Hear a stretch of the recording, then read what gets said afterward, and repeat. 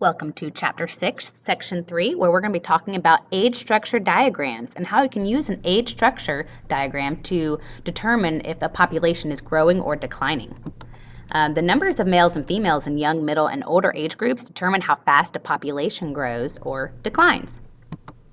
So the age structure is divided by gender. You'll have females on one side and you'll have males on the other side. And the categories, we'll split it into pre-reproductive ages, reproductive ages, and post-reproductive ages. I usually get a lot of oohs and ahs over the 15 to 44 category for reproductive, but it is true. That's when you're technically have viable eggs. Okay, so this is what an age structure diagram looks like, and this is going to tell you the distribution of males and females among the different age groups in the population. These are used by demographers, and a demographer is someone who studies demography, which is simply the study of human populations and trends in populations. And you'll notice a lot on these age structure diagrams, you'll see how it is divided male, female. The female, here you go. The female usually do have a longer life expectancy than the males, because you'll notice that it starts to, the males start to drop off as compared to the females. Another thing I want to show you, the horizontal bars, those are usually done in increments of five-year increments. And you can also see a difference between if a country is considered expanding rapidly, stable, or declining. So it's either going to be expanding, it's going to be stable, or it's going to be declining. But it can be expanding rapidly, or it could be expanding slowly. So with here, the rapid typically is when you have about a 1.5 to 3% growth rate. Slow growth rate is about 0.3 to 1.4%, and a zero is 0 to 0.2. And then, of course, negative is going to be a declining population.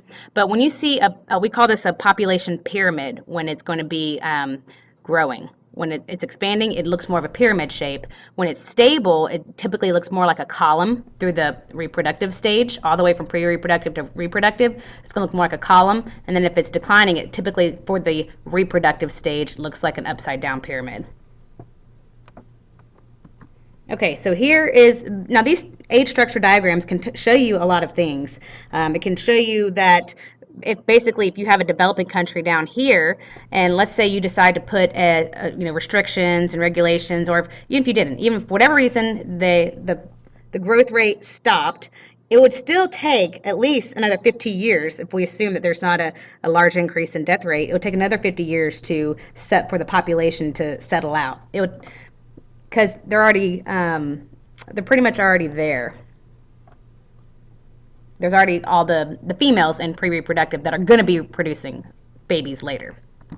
Okay, so here's another example of your developed countries. Developing. Okay, so we can use age structure information to make population and economic projections. The baby boomers. So the baby boomers, as you recall from 6.2, this is when we had between 1946 and 1964 at the U.S., we added 79 million people to our population. So basically, this is going to look like a big old bulge. When you look at the age structure diagram, it's going to appear to bulge throughout. And you can tell right here that the baby boomer population in 1955, there you go, and then you have it through their 20s and 30s. And then what do you think is going to happen here? They're in their 50s and 60s. Well, most retirement kicks in, Social Security kicks in about 62. So that means that all the working folks, like in their 20s, 30s, and 40s, and still 50s, but we're going to have to provide enough for the economy. We're going to be losing jobs. A lot of our entrepreneurs are now going to be retiring. We have more people in the workforce who are going to end up having to pay higher taxes to make up for the market. So, last thing too, I'm just going to go back and mention this too. When we have our elderly population, is going to be extremely high. And the United Nations actually already predicted that with the global population, the way it is that we will need a lot more people specializing, a lot of doctors specializing in elderly care, so in geriatrics, because we're going to also have a shortage of healthcare workers. We're going to have basically decreasing number of working taxpayers, labor shortages, strain on government budgets, larger shares of medical care, Social Security funds, etc., public services, all those things that we're going to lose so much of the people in the workforce that we're going to have to make up for that somehow. So that's something you need to think about. Okay, so populations made up mostly of elderly, older people can decline rapidly. Now, if it's a slow decline, it's actually manageable. It's not that big of a deal. It's not the harmful effects are just can be managed. Now, Japan, for instance, though, however, has the world's largest and highest proportion of elderly people and lowest proportion of young people, and this is going to be impactful because at they said in 2008 they had 128 million people in their population. It's going to decline to like 96 million by 2050. So that's going to lead to severe economic and social problems. So just like I was saying before, they're going to have strains on their government. They're going to have larger shares in medical care, social security funds, public service costs are going to go up. So it's going to be a huge impact on their economy. Some problems with rapid population decline can threaten economic growth, labor shortages, less government revenues with fewer workers, less entrepreneurship and new business formation, less likelihood for new technology development, increasing public deficits to fund higher pension and healthcare costs, and pensions may be cut, and retirement age could be increased. So, tell me which problem you think is the most important. Yes, excellent. I agree. That's an important one as well. Populations can decline from a rising death rate, the AIDS tragedy. Okay, so by 2008, 25 million people were killed from this virus. But that's not even telling you. At least 33 million have actually been infected. 22 million of the infected live in sub Saharan Africa. And then they say in 2005, the death toll in 1 year actually peaked at 2.1 million deaths, but now it's decreased, so that's good. They have a lot of new medicines because they kind of call it a drug cocktail. It's a multitude of a mixture concoction of drugs, and so it's trying to help thwart the mutations that the virus undergoes. But the problem with it is that it's very expensive. So most of the people who live in these areas can't even afford it anyway, and that's problematic because the most productive workers and the pretty much the folks that are trained personnel, the scientists, the farmers, engineers, teachers, government, business, healthcare workers, they are going to be losing those productive adults. And now who's going to support the young children and who's going to support the elderly and grow food and provide the services? So it's very problematic, and they've lowered the life expectancy about 34 to 40 years because of HIV. So HIV is lowering the life expectancy. They say within a decade, countries like Zimbabwe, Botswana, they're going to lose about a fifth of their adult population. And then in Lesotho, it's in southern Africa, about 23% of their population has been infected.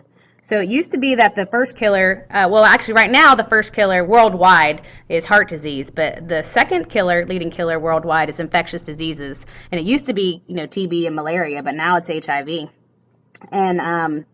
And between 1990 and 2007, they say that related illnesses killed more than 22 million adults and children. So it's very problematic. So there's a sharp drop in life expectancy. The international the community has been called upon. They're saying to reduce the spread of HIV, you have to educate and you have to increase and help them with healthcare. And then also, they've been helping with the financial assistance and volunteers. They're trying to bring in volunteer teachers and healthcare, social workers, et cetera, to help compensate for the missing young adult generation. So their age structure diagram, if you pull up an age structure diagram of Africa, you're going to see the reproductive age group, the age categories, shrink, and it's going to look probably more like an hourglass type figure. This is an example of an age structure diagram. This one's kind of neat because you can tell where the developing and developed countries are different in their age structures. So United States, since it's becoming more stable, in United States, Canada, and Australia should look similar, which they do. Notice the female population life expectancy in Australia. And then you should see China, Mexico, and India look similar. But you can tell right here where when they enacted the incentives for one child, you can tell that where it started to drop a little bit here. And then, of course, Mexico is going to be still pyramid shape. India should, again, be a pyramid shape. There you go. Okay, and then the U.S. age structure. This is a cool one that kind of shows you the baby boomer population as it goes up through generations. 1985, they're in their 20s and 30s. Ooh, so they played a big, huge role Also in voting, think about elected government officials. So their ideology of folks in the baby boomer generation is going to be displayed in the marketplace. It's going to be displayed in advertising, marketing, politics. They have a big hand because there's so many of them. And then, of course, when they're in their elderly stages, we're going to have to really consider healthcare, Social Security, and how it's going to be impactful. Okay, so this is the construction age structure diagram. I'm going to continue this on the next slide, on the next screencast. But just so you know, this is going to go along with your Power of the Pyramids in your notebook. So use this to go with your Power of the Pyramids in your notebook.